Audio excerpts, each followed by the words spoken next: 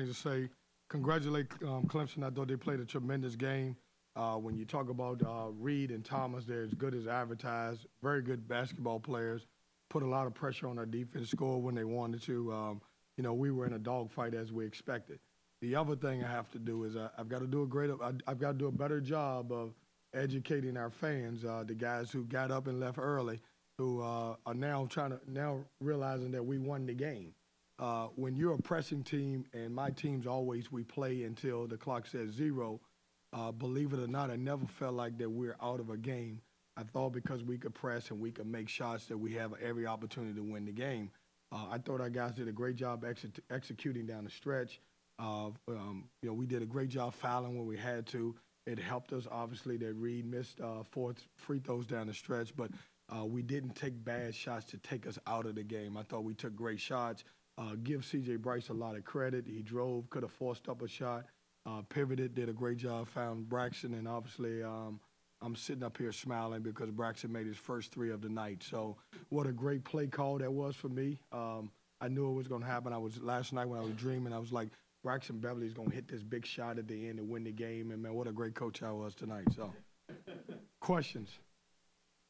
Kevin, you sort of touched on this about being a pressing team, but I was curious what the message was you were telling your guys down 6 with 30 seconds left, just kind of keep extending the game as long as you could. Yeah, I told them believe. I mean, look, when you're down 6 with that fewer seconds left, you're either going to take bad shots, you're going to do something that's not going to help you win. Don't put us in a situation where we won't have a chance to win. I felt like we would win the game or have a chance to win the game. And I thought our guys showed composure. It's something that, we haven't showed in the past as we continue to develop this program. But I thought our guys did a tremendous job listening to all the timeouts and when to foul. And, I wanted to tell the referees when we got our first trap, I was like, we're not trying to foul. They listened to me. They didn't trap. We passed it out. We thought we had a steal underneath the basket when Reed caught the basketball, and then we fouled him, and he missed a free throw. How much difference this team now that Markel's back? Well, it gives us a guy who can, number one, pass the ball. He's a veteran. They'll listen to him. And it also gives us a guy who can score when we need to. I went into this game saying if he was ready to play after he warmed up, I was going to pay him about 10 minutes. And each time that he came out the game, I would ask him, how is he doing? And he felt good, so I wanted him to go more and more. It just gives you another veteran guard that you can rely on. We're talking about the guy who led the ACC in assists last year. I've just asked him to be able to score the ball this year. We're fortunate to be back home. You think about this is the toughest league in college basketball, and we've played 3 games away from the PNC. 4 out of our 6 have been away from home. Last year, DeVoe missed one with 1 second to go. Today, they missed 4 straight there at the end. What is it about your free throw defense against these guys in this building? Well, my coaches were all saying to me, are you going to call a timeout like last year? You're going to call a timeout like last year? And I was like, no, I'm not calling, because he went to the line and he missed the first one. And I wanted to hold on to the timeout so I could figure out if we had to run something at the end. So I didn't call it during that stretch when he had missed the first and then the second one's coming up. It's not so much a Clemson. When you're a pressing team, and I joke a lot, you guys don't see this at the end of the bench. When guys go to the free throw line at the end of the bench, I'm down there telling the players, I bet you missed this one. I bet you missed this one. Because what happens is, towards the end of the game, guys don't shoot three-pointers or free throws well when they don't have legs. And I think our pressure kind of wore them down. We don't always press to get steals. We press for these type of situations sometimes. They didn't make a three-pointer, and Braxton Beverly gets a lot of the credit with the three-pointer at the end himself, but he held in very well defensively against Marquise Reed, who clearly was targeting him. How would you say about the defense between Braxton against Reed and then the fact that they did not make a three-pointer?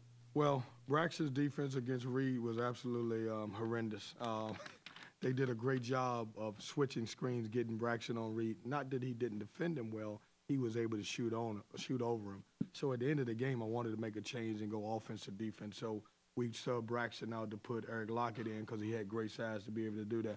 I think our defense on the team's best players the last 2 games have been the best I've seen, against War, against Louisville. Even though we lost, I thought we did a tremendous job with him. I don't know that he made a three-pointer and we made him shoot a tough percentage.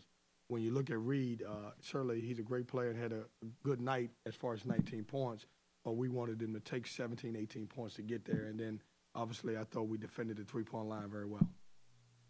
Coach, you mentioned not taking the time out there before the final play, but you had gathered your guys up there shortly before to draw something up. Was there a plan in play if he had missed, maybe at least that second free throw there, or was that just letting the players go? Yeah, so what happens is in this situation, and I'm on the other end, if we're in that situation, I'm telling our guys don't foul. And so, coaches, our discussion was with, I think it was like 9 seconds or maybe even 7, I think it was 9. Do we let Braxton Beverly go to the free throw line and do we let him make both of them, or do we try to miss the second? I felt like that we would have time.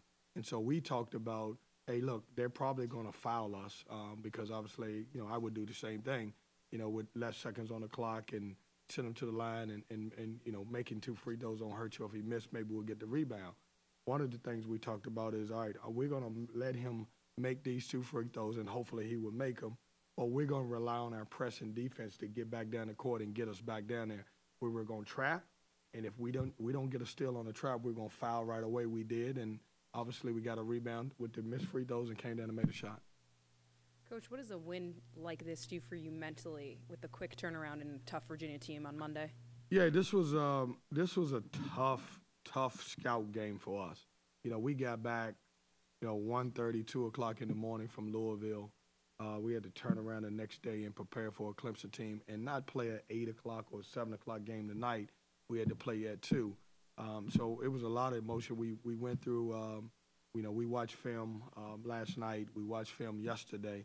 I had to make a decision, and it was a tough decision, whether we would do a shoot-around this morning, get on the floor and go over their plays again. I decided not to. When we play a 12 o'clock game, I typically don't do a shoot-around.